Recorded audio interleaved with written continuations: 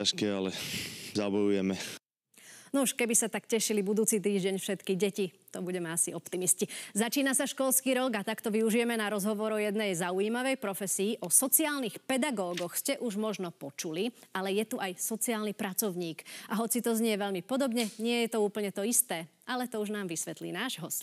Doktor Radoslav Tóth, sociálny pedagóg. Dobre som povedal? Presne tak, dobrý deň prajem. Nás skúste trochu zorientovať v tom chaose, lebo sociálny pedagóg, sociálny pracovník, sám sa priznám, že aj keď som hľadal na internete, nenašiel som veľké rozdiely, také jasné porovnania, o čo ide.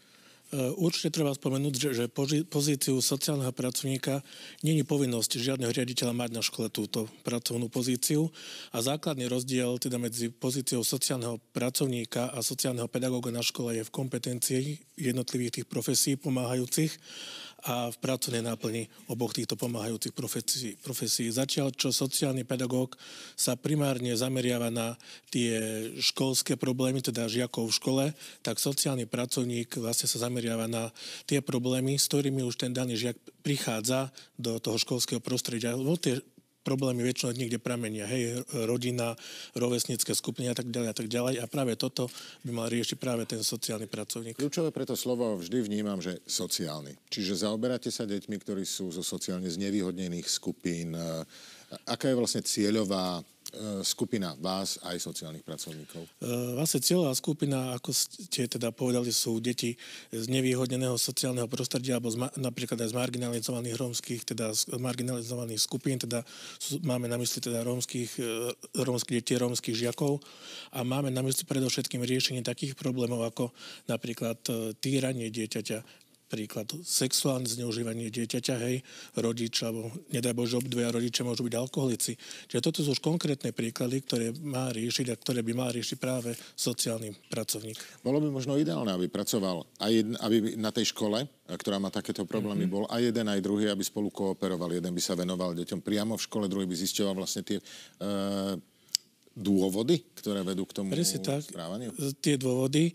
Predovšetkým je podstatné, aby kompetentní, ktorí majú vedieť tie rozdiely v týchto profesiách, aby tie rozdiely aj vedeli, pretože treba priznať, tá hranica medzi týmito profesiami pomáhajúcimi je veľmi tenká, takže tie rozdiely treba vedieť, treba ich teda ovládať v každom prípade.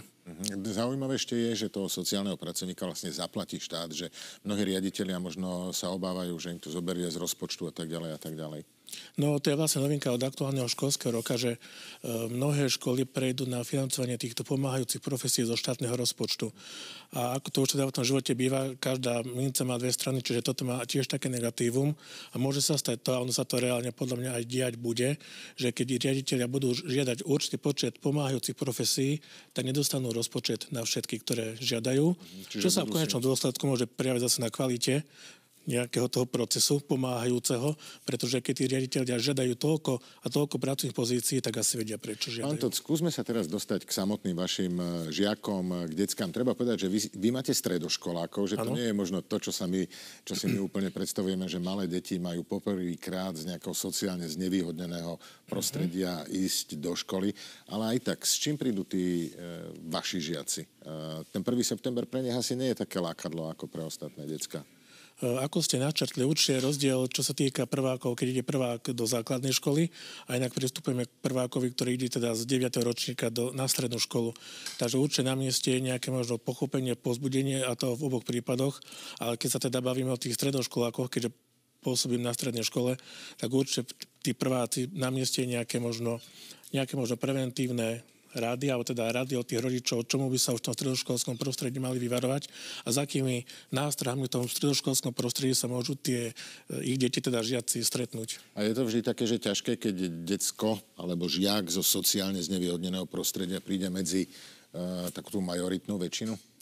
Nie je to teda vždy pravidlo, samozrejme je to veľmi individuálne od dieťaťa k dieťaťu, ale práve preto sú tam vlastne tie pomáhajúce profesie, aby aj ustriehli na začiatku už v zárodku nejaký problém a aby sa ten problém nejakým spôsobom nerozširoval. Treba eliminovať v zárodku už tie problémy. Tak rodičom poradíme možno aspoň to, aby pri tých svojich deckách hľadali na škole nielen triedneho profesora, ale aj sociálneho pedagóga a zároveň možno aj sociálneho pracovníka. Veľmi pekne ďakujem, pán Radoslav Tóth. Ďakujem aj ja. Ďakujem. Orange je tu. Keď zážitky vás dvoch chcete ukázať všetkým. Orange je tu, keď